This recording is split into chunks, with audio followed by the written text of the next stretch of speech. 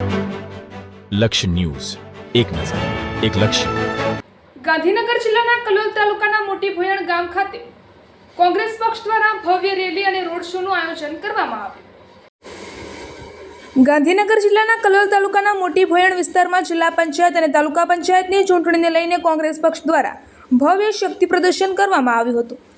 કોંગ્રેસના ઉમેદવારોના સમર્થનમાં યોજાયેલી આ વિશાળ રેલી અને રોડ શોમાં આસપાસના 13 જેટલા ગામોમાંથી મોટી સંખ્યામાં કાર્યકર્તાઓ અને સ્થાનિક લોકો ઉમટી પડ્યા હતા. આ રેલીમાં ભીમાસણ, હાજીપુર, કપ્તાનપુરા, વાસચડા, કલોલ, મુલસાણા, વાસચડા, ઢેડિયા, નાસમેદ, વાયણા, અઠાણા સહિતના ગામોના કોંગ્રેસ સમર્થકો ઉત્સાહપૂર્વક જોડાયા હતા. ગ્રામ્ય વિસ્તારોમાં કોંગ્રેસ પક્ષના સમર્થનમાં ઉઠેલા જનસમર્થનને કારણે સમગ્ર વાતાવરણ ચૂંટણીમય બન્યું હતું.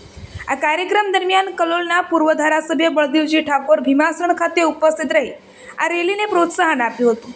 તેમણે પોતાના સંબોધનમાં કોંગ્રેસની નીતિઓ અને વિકાસ કાર્યોને આગળ વધારવા માટે ઉમેદવારોને જીતાડવાની અપીલ કરી હતી. તેમની સાથે કલોલ તાલુકા કોંગ્રેસ પ્રમુખ વિભનજી ઠાકોર પણ હાજર રહ્યા હતા અને કાર્યકર્તાઓમાં ઉર્જાનો સંચાર કર્યો હતો. આ રેલી દરમિયાન જિલ્લા પંચાયત ઉમેદવાર મંજુલાબેન નગીનજી ઠાકોર અને તાલુકા પંચાયતના ઉમેદવાર રમેશજી બોકરજી ઠાકોરે વિવિધ ગામોમાં જઈને લોકો સાથે સીધી મુલાકાત કરી હતી.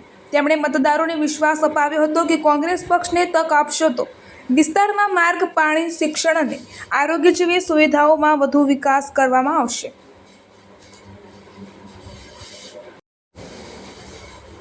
આ રોડ શો દરમિયાન સ્થળે સ્થળે લોકો દ્વારા ઉમેદવારોનું ફૂલહારથી સ્વાગત કરવામાં આવ્યું હતું.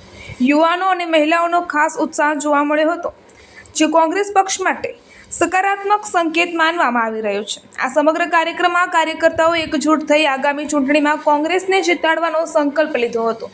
વિકાસ માટે કોંગ્રેસના સૂત્ર સાથે યોજાયેલી આ રેલીને લઈને પક્ષના નેતાઓએ વિશ્વાસ વ્યક્ત કર્યો હતો કે મોટી ભોયણ અને આસપાસના વિસ્તારોમાં કોંગ્રેસ મજબૂત સ્થિતિમાં છે. ચૂંટણી નજીક આવતા તમામ રાજકીય પક્ષો દ્વારા પ્રચાર તેજ બની રહ્યો છે, ત્યારે મોટી ભોયણમાં કોંગ્રેસની આ ભવ્ય રેલી રાજકીય માહોલને વધુ ગરમાવતી જોવા મળી રહી છે. રિપોર્ટર સંજય નાયક.